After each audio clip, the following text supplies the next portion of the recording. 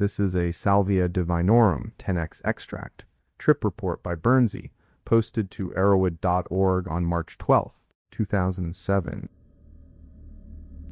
I have been thinking about the night for a long time, and I want to write down everything that happened from the very beginning. I want the reader to feel what I felt, to hear the sounds that were in the air, to see the light that came through the cracks in the old walls. I will start with the day we decided to try the plant, then move through the first hits, the setup in the spare cottage, the first big dose, and the beginning of the strange ride. I will stop before the story moves into the later parts of the experience. The plan began on a warm summer afternoon. My friend Greg had found a source of Salvia Divinorum that sold a 10x extract. He told me the seller was reliable, that the product had been tested, and that the extract was strong enough that a very small amount could produce a noticeable effect. I had read a few articles online about salvia. Most of them warned that the drug could be overwhelming, that the experience could be very short but very intense, that the user could feel a loss of control over the body and the mind. I was curious, but I also wanted to be careful. I did not want to jump in blindly. We decided to start with a tiny amount, just to see what the feeling would be like. We rolled a small joint that contained a pinch of the extract. The joint looked like any ordinary hand-rolled cigarette, only the leaf material was a dark, oily powder instead of dried herb. I lit the tip, took a few slow pulls, and held the smoke in my lungs for a moment before exhaling. The taste was bitter, like burnt rubber, and the smell was sharp, almost metallic. Within a few seconds, I felt a light buzz in my head. It was not a rush of euphoria, but a gentle lift, as if a small current of air had brushed the surface of my thoughts. My body felt like it was made of water, each muscle moving in a slow, flowing motion. I could feel my arms and legs as if they were floating in a shallow pool. My mind stayed clear. I could still name the objects in the room. I could still count the seconds. I felt a sudden urge to stand up, to move, to dance. But I also felt a quiet laugh bubbling up from my throat. Something about the feeling was absurdly funny. The effect lasted about 2 minutes. It faded as smoothly as it had begun. I felt normal again, except for a lingering smile and a sense that I had just brushed the edge of something larger. I told Greg that it was like a gentle roller coaster that had only taken a tiny hill. He agreed, and we both decided that we wanted to go deeper. We moved to the spare cottage on the property. The cottage was an old wooden structure that had stood there for decades, waiting to be torn down. It had no electricity, no modern heating, no insulation. The walls were raw pine. The floor was uneven. The ceiling rose high above us like the inside of a cathedral.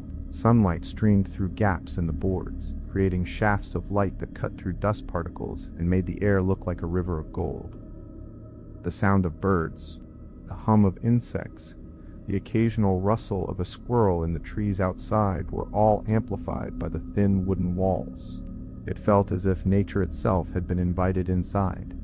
We set up a simple lawn chair under one of the larger windows where the light fell in a warm rectangle on the floor. Greg filled a glass of water for each of us, just in case we needed to rinse our mouths. I took the bong, a glass piece with a long neck and a downstem, and packed a small pinch of the extract into the bowl. The powder settled into the bowl with a soft, dry sound. I placed a lighter at the mouthpiece, inhaled gently, and drew the smoke through the water. The water turned a faint greenish hue, then cleared again as the smoke passed through. I took a cautious pull, holding the smoke in my lungs for a moment before exhaling. The effect came on faster this time. My body felt suddenly heavy, as if a great weight had been placed on my shoulders, but at the same time I felt weightless, as if I were floating in zero gravity. My limbs seemed to dissolve into a viscous fluid, moving in slow, graceful arcs. I laughed again, a high, uncontrolled sound that seemed to echo off the wooden beams. I was still aware of the chair, the window, the sound of the wind in the trees. I could feel the chair pressing against my back, the wood of the floor beneath my feet, the cool breeze that slipped through the cracks. It was as if a door had opened just a crack, inviting me to step through. But the door was not fully open yet. I could sense that something extraordinary was waiting on the other side, something that felt both inviting and safe. I told Greg that we needed to go further, that we should take more. He nodded, his face serious but also bright with anticipation. Greg packed a similar pinch into the bong, took a couple of careful pulls, and settled back into his own chair. He laughed, his eyes widening as he described a feeling of being both heavy and light at the same time. He said that he felt like he was standing on a different planet, that the gravity there was different, that his body was made of jelly. He told me that he wanted more, that the first taste had only shown him a small part of the picture. We decided that it was my turn to take a larger dose. I loaded a healthy pinch into the bowl, enough that the powder filled the bowl to the brim. I took 2 deep, deliberate pulls, holding the smoke in for as long as I could without coughing. The smoke was thick, warm, and it filled my lungs completely. When I finally exhaled, I leaned back in the chair, my hands resting on the armrests, my eyes closed. A wave of laughter burst from me, uncontrollable and loud. I could not stop it. In the middle of the laughter, I shouted, "Off to Smurf Village!"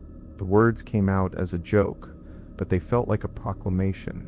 The room around me began to change. The wooden walls seemed to melt. The light that came through the windows turned into ribbons of color that swirled and folded over each other. My sense of my own body shifted. I felt as if something massive, something heavier than a truck, was rolling over me from my feet upward. It was not painful. It was like a giant hand pushing me forward, reshaping me as it moved. The sensation was like being steamrolled, but instead of being crushed, I felt myself being stretched, expanded, and pushed into a new shape. My arms and legs seemed to dissolve into thin strands that reached outward. My torso widened, then flattened, then became something else entirely. I could sense the boundaries of my old self breaking apart, the old shape giving way to something new. In an instant, my perspective changed. I was no longer sitting in a chair. I was a flower, a complex blossom with many layers of petals. Each petal was a different shade of violet and blue. Each vein in the petal glowed with a faint electric light. I could feel the wind moving over the surface of my petals, could feel the sun warming the inner core of the flower. I could sense the countless tiny details that made up the pattern of the bloom. The way the pigment shifted from the center outward, the way the edges curled slightly in the breeze. I understood, without words, the full structure of the flower, the way each cell fit together with the next. Then the flower shifted again. The petals unfolded, stretched, and became wings. I was now a butterfly, but not a simple insect. My wings were enormous, spanning a distance that could have covered a field. The colors on the wings were not simple reds or yellows. There were kaleidoscopic patterns that changed as I moved, like a living stained glass window. The patterns were so detailed that my mind could not keep up with them, yet I could see every line, every curve, every flicker of light. I felt the air moving under my wings, felt the lift that carried me upward. I could sense the world below as a mosaic of trees, grass, and water, but I was not looking at it with ordinary eyes. My body continued to change. The butterfly wings stretched and flattened, merging into a smooth surface that reflected the sky above. I became a lake. My face was the surface of the water, calm and clear, reflecting the blue of the sky and the white of the clouds. My arms, which had once been the petals and then the wings, now stretched outward as the distant bays and inlets of the lake. The hills that surrounded the water were the edges of my own being. I could feel the coolness of the water, the gentle lapping of waves against the shore, the soft rustle of reeds in the shallows. I recognized the shape of the lake. It was the same lake that lay near the cottage where we had been sitting. I knew that I had spent many afternoons there, fishing, swimming, just sitting on the dock and watching the sunset. Now I was that lake, and I could feel every ripple, every fish that swam beneath the surface, every gust of wind that sent a ripple across my skin. While I was the lake, I also sensed another presence. It was as if a memory of my father, who had died 6 months earlier, was woven into the water. I could feel his spirit, his lingering love for the place, his connection to the land. It was a strange overlay, as if the lake and his soul were sharing the same space. I could see the sky above, a bright blue that seemed to stretch forever. I felt a pull upward, as if something was urging me to rise out of the water, to leave the shore behind and move toward the light. At this point, the experience was still moving, still shifting, and I was aware that I was being carried along by something larger than myself. I could hear the distant call of a bird, the rustle of leaves, the soft hum of insects. My thoughts were simple, focused on the sensations of being a flower, a butterfly, a lake, and the faint echo of my father's presence. I felt a mixture of awe, amusement, and a quiet certainty that I was on a path that was safe, that the changes were not threatening. I was laughing again, but this time the laughter was softer, more like a smile that spread across a face. The world around me continued to pulse with light. The wooden walls of the cottage were no longer visible. Instead, I saw a vast open space, an endless horizon of color and sound. The air smelled of pine and fresh water, of earth after rain. The sound of the wind in the trees was now a deep, resonant hum that seemed to come from everywhere at once. I felt my consciousness expanding, reaching out to touch the edges of this space. I could sense that there was more to come, that the journey was not yet finished. But I was still in the early part of the ride, still feeling the initial transformations, and the strange sense of being both heavy and light, both solid and fluid. I was still aware that Greg was sitting in his chair somewhere, that his breath was steady, that his eyes were probably fixed on something I could not see. I could hear his quiet chuckle, his soft exhale, the faint clink of his glass as he took a sip of water. I could sense his presence as a gentle anchor, a point of familiarity in the midst of the shifting landscape. I felt a desire to share this feeling with him. I felt the pull grow stronger, as if a great weight were gathering at the soles of my feet. The chair beneath me seemed to melt into the wood itself turning to a thick, viscous fluid that lapped at my calves. My breath slowed to a deep, slow rhythm, each inhale feeling like I was drawing in the same liquid that now surrounded my lower body. The sound of Greg's water glass clinking against the wood became a distant echo, as if it were being heard through a thick wall of water. The heaviness rose up my legs, then my torso, then my arms, until it was as if an invisible hand were pressing down on every part of me at once. At the same time, a lightness rose from my chest, a sensation of floating, of being pulled upward by an unseen current. The two forces met in the middle of my spine, and I felt my body split, half of it sinking, the other half rising. I laughed again, a sound that came from deep inside my throat, but it was not a normal laugh. It was a sound that seemed to vibrate the air itself. In that instant, the world around me dissolved. The wooden walls of the shack, the shafts of sunlight, the chirping birds, all fell away like a curtain being drawn back. I was no longer in the room. I was inside a space that had no walls, no floor, no ceiling. It was simply a field of color that changed with each breath I took. The color was not a single hue. It was a shifting pattern of bright green, deep violet, electric blue, and warm amber. The pattern moved as if it were alive, as if each cell of color were a tiny pulse. My arms stretched out without any effort. They grew thin and long, then broadened into a flat surface that seemed to cover the entire field. The surface was not solid. It was like a membrane that rippled with each thought I had. I could feel every ripple as a tiny pressure on my skin, as if each ripple were a tiny wave on a lake. I realized that I had become the surface itself. I could sense the edges of the field as a gentle slope that fell away into darkness. I could sense the center as a bright point that pulsed in time with my heartbeat. The feeling of being the surface lasted only a few seconds, but it felt like an eternity. Then the surface folded inward, the edges curling up and meeting in the middle. The folds became a set of wings. The wings were huge, each one spanning a distance that would have covered the whole shack and the forest beyond. The wings were not made of feather or membrane. They were made of light itself, a lattice of bright lines that intersected at countless points. The lines glowed with a soft, steady hum that matched the hum I had heard at the beginning of the experience. I felt the weight of the wings lift me upward. The upward motion was not a motion through space as I understood it. It was a feeling of being drawn into a larger pattern, a feeling of being pulled into a larger scale of existence. The wings beat slowly, each beat sending a pulse through the whole of the field of color. With each beat, I felt my awareness expand, as if a new layer of perception were being added to my mind. The wings eventually stopped beating. The light that made up the wings began to thin, becoming a fine mist that settled over a new place. I found myself standing on the edge of a lake. The lake was still, the surface perfectly smooth like glass. The water reflected the sky above, a deep blue dotted with a few white clouds. The air was cool, and I could feel the mist of the lake on my skin. My arms were now the shoreline. My head was the surface of the water, and my body stretched out into the hills that rose behind the lake. I could see the familiar trees that grew near the cottage, the same pines and birches that I had seen in daylight. The lake was the same lake where my father's ashes had been scattered a few months earlier. As I stood there, I felt a presence join me. It was not a voice, but a feeling that seemed to sit beside me, a weight that rested on my shoulder. I understood, without any words, that this presence was my father's spirit. I could feel his memory, his laughter, his quiet patience. The feeling was warm, not heavy, and it seemed to merge with the lake itself.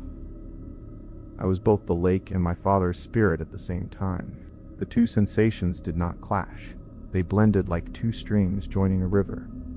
The lake began to rise. The water lifted, carrying me upward as if the lake itself were a balloon. I felt the water pull me up, away from the shore, away from the trees, away from the earth. The ascent was smooth, no resistance, just a gentle lift. As I rose, the sky opened up around me. The clouds turned from white to a golden hue. The sun became a bright disk that seemed to pulse with its own rhythm. I could see the outline of mountains far below, the tops of trees becoming tiny specks. The feeling of being my father's spirit faded, and I was left with a sense of pure movement, of pure upward motion. When the ascent slowed, I found myself no longer in the sky, but in a place that could only be described as a hall of light. The walls were not walls. They were columns of light that stretched infinitely upward. In the center of the hall stood a group of figures. They were not human, but they had shapes that reminded me of people. Their forms were composed of light and shadow, constantly shifting, but their eyes were fixed on me. I felt no fear. Their presence was calm, as if they had been waiting for me. One of the figures stepped forward. It did not have a face, but a bright spot of light where a face would be. The light seemed to radiate a sense of acceptance. I understood that this was an entity that would judge my life. I felt a wave of images cascade across my mind. Scenes from my childhood, moments of joy, moments of regret, all flashed in rapid succession. The images were not random. They seemed to be arranged in a way that highlighted the choices I had made, the people I had loved, the things I had let go. I could feel each image as a pulse, each pulse resonating through my entire being. As the images continued, I felt my body change again. My limbs contracted, my torso narrowed, and I became a long, flexible tube. The tube was coiled tightly around a spindle, the spindle turning slowly. The tube was under tension, each turn of the spindle pulling the tube tighter. I could feel the stretch in every fiber of my being. The tension was not painful. It was a pressure that seemed to be part of the judgment itself. I could sense that the spindle was being turned by an unseen hand, each turn adding more stretch. When the turning stopped, the tension released. The tube uncoiled and expanded into a shape that resembled a small house. The house had a roof, windows, a front door. The windows were eyes that looked back at me. The house seemed to breathe, its walls expanding and contracting with a slow rhythm. I realized that I had become a house, a structure that could hold memories and thoughts within its walls. The other houses around me were similar, each with its own set of eyes, each looking at me and at each other. They spoke without words, their voices a low hum that resonated in the floor beneath my feet. The houses shared stories. They told me about the nature of existence, about the way that all things are connected, about the way that each moment is a point on a line that stretches forever. The words were not spoken, they were felt as vibrations in the wood of my walls. I could not recall the exact phrasing later, but the feeling was that of deep understanding, a sense that I had been given a view of something that most people never see. After a time, the houses began to drift apart. It was as if a gentle wind was pulling each one away from the others, moving them along an invisible path. I felt a tug at my foundation, a sense that I was being pulled back toward the place where I had started. I tried to hold on, to keep the conversation going, but the pull was stronger than my will. The houses faded one by one, their eyes closing as they disappeared into the distance. In the instant before I returned to the room, I saw both the houses and the wooden shack side by side, as if two pictures were overlaid. Greg sat in his chair, his eyes fixed on a point that I could not see. I wanted to shout to him, to make him see what I was seeing, to tell him that the doors were open. My voice came out as a garbled sound, a mixture of words and breath. but it was lost in the wind that was pulling me back. The pull brought me back to the chair, to the wooden floor, to the sound of the water glass. The hum that had filled the space at the beginning faded, leaving only the ordinary sounds of the forest outside. My body felt heavy again, but the heaviness was different. It was the weight of a body that had been stretched, expanded, and then collapsed back into its normal shape. My arms rested on the armrests of the chair, my hands still clenched around the back of the chair as if I might fall. Greg looked at me with a puzzled expression. He raised his glass and took a sip of water. I could hear his breath, steady and normal. I tried to find words, but the words felt too small for what I had just experienced. I managed to say, "You have to try this again. You have to see what is on the other side." His eyebrows lifted, and he nodded, as if he understood that something important had happened. The high point of the trip began to dissolve. The vivid colors, the sense of being a flower, a butterfly, a lake, a spirit, a house, all faded like a dream upon waking. The sensations that had been so intense became softer, like a distant echo. My heart rate slowed to a normal rhythm. The breath that had been deep and slow returned to its usual pattern. The room felt solid again, the wooden walls no longer fluid, the chair no longer a membrane. I sat there for several minutes, eyes closed, trying to hold on to the memory of the experience. The images kept slipping away, but the feeling of expansion remained. I could still feel a faint tingling in my fingertips, as if the skin still remembered the pressure of the liquid that had once surrounded me. My legs felt slightly numb, as if they had been pressed for a long time, but the numbness was not uncomfortable.